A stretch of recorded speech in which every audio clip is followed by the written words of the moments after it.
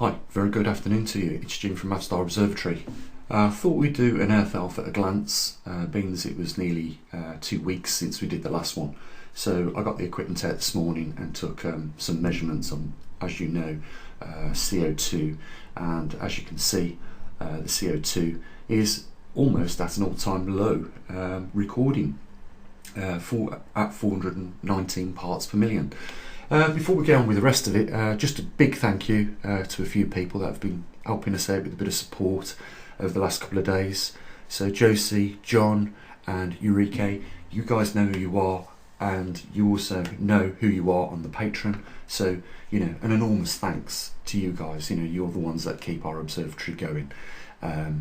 So get on with a few other anomalies that we look at, like atmospheric oxygen. You can see nice healthy quantity of atmospheric oxygen there at 20.70. There's the latitude and longitude of the most recent reading or positioning of the geomagnetic North Pole. We've got the radiation background count there at 00.14 microsieverts. You can see the largest earthquake there at 6.1, and the muons per hour per square metre here in the UK have gone up just a slight amount to 528 per metre. And there we've got the muons per hour per metre square from Canada at 833. The sunspot numbers have crept up by 1. The geomagnetic field is still quiet, and solar X-rays are also normal, so nothing to worry about on those fronts. You guys know why we do this. This is a tool, and as you can see, there is an archive of every time we've taken the readings, and it should stand as testimony to these people that are blaming global warming on CO2, because they are not the CO2 isn't going up by an alarming rate, and it certainly hasn't made the world warm by any significant amount. They moan about the amount of carbon dioxide in the atmosphere, and at the same time, forget the fact that our atmosphere was over 90% carbon dioxide at one point, and the Earth dealt with it naturally through scrubbing that atmospheric CO2 out using a very natural method. It's a shame we don't use and cultivate this algae that scrubbed it out of the atmosphere thousands of years ago. If they wanted to reduce it, then one of the ways in which they could do that is by making our oceans a little bit more healthier, reducing the plastic. Now there's an argument, clean up the oceans, because this is man-made garbage that we've got floating around and poisoning the marine nurseries around corals and etc. etc. Another thing that they say is that the sea is actually rising, and that's not the case. A very famous scientist that was monitoring sea levels said that a lot of these measurements that had been taken had been done first of all at the wrong parts of the world. He stated very clearly that if you want to measure sea floor rising or sea level rising, then the place to do it would be at the equatorial region. So somewhere around off the coastline of Central Africa maybe would be a good point, where that continent is at the equator, and just measure it offshore there, and you'd get the truth of the matter.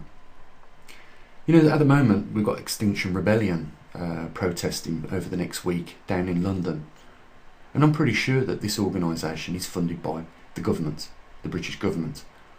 Probably other governments as well chip into it, because I think what they're doing is keeping up their narrative, to say that we need to reduce carbon dioxide in the atmosphere and that it's causing global warming. And of course they are what you would call alarmist group as well, because they say our children will be dead in the future as a result of that. It's nothing but complete nonsense. I bet you not one of Extinction Rebellion members has even brought a CO2 detector to measure the quantities of CO2 in the atmosphere, because if they did, they'd realise that what they're trying to push is nothing more than a scam. But the governments around the world are earning millions out of it. They're changing industry in a lot of ways, destroying industries. Makes me laugh. China's not part of trying to reduce CO2. I mean, they're building not nuclear power plants, but coal power plants every month to manage the demand of electricity. Now, if we all turn to, electric cars tomorrow, we're going to have the power grids go down regularly because they simply can't cope with demand at the moment. And not just here in the UK, but other parts of the world. It just doesn't make any sense.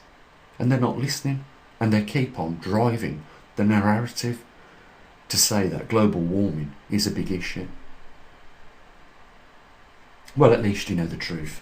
If you come along to websites like ours or come and listen to the YouTube channels, at least you get to find out the truth about what really is the case with the anomalies that we cover.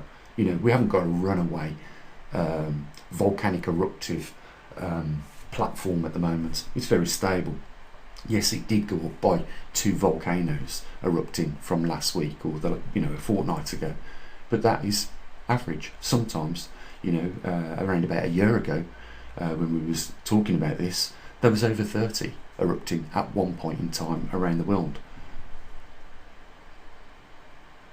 We know the amount of radiation is slightly increasing, and that's because the poles are causing the magnetosphere on our planet to weaken.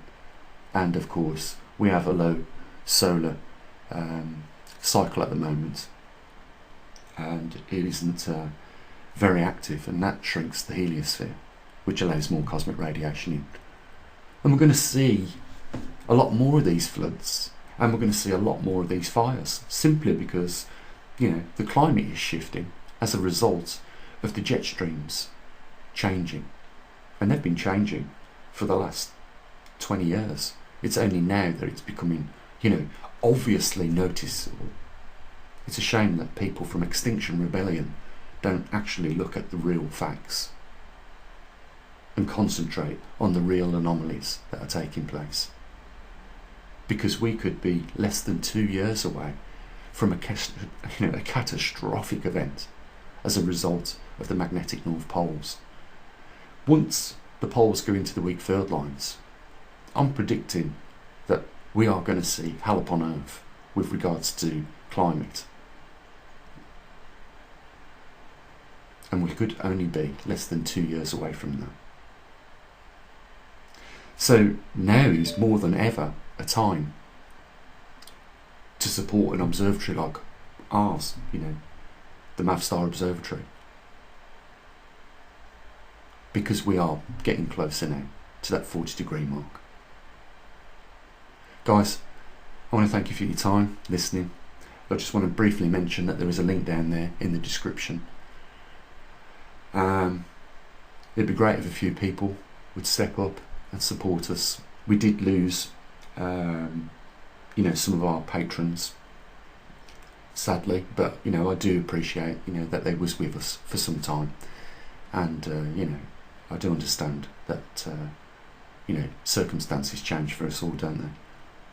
And as a result, we have to do what we do, don't we? That is basically put our family first, but we have to equally, keep our eye on the ball with some of these anomalies that are taking place. So it would be great if a few more people would step up and help support us here at the observatory. So, only other thing to say, guys, is you take care of your loved ones, and I'll say what I usually do. Bye for now.